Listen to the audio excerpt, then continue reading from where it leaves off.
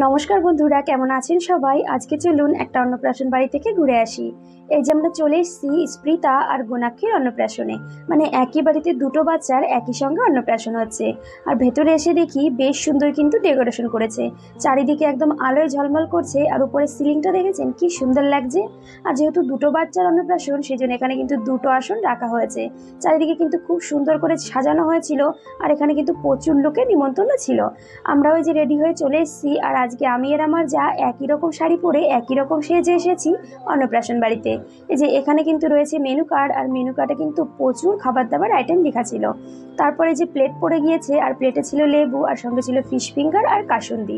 ওটা খাওয়ার পরে যে চলে এসেছে সাদা ভাত, আর তার সঙ্গে কিন্তু লাল শাক, বাদাম আর পোস্ত দিয়ে ভাজা করা।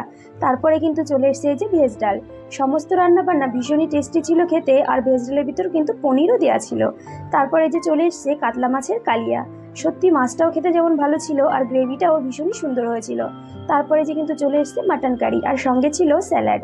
মাটনটাও খেয়ে দেখলাম, এটাও কিন্তু ভীষণই ভালো খেতে হয়েছিল। মোটামুটি সব রান্নাই ভীষণই ভালো হয়েছিল। তারপরে এই যে চাটনি, পাঁপড়, আর সবশেষে কিন্তু চলে এসছে মিষ্টি। মিষ্টি অনেক রকমেরই ছিল, আমি যেহেতু মিষ্টি খুব একটা পছন্দ করি না, তাই একটা নিয়ে নিয়েছি। এরপরে কোল্ড ড্রিঙ্কস, আর সবার শেষে ছিল আইসক্রিম। এরপর কিন্তু হাত ধুয়ে আমরা চলে এসেছি বাড়িতে।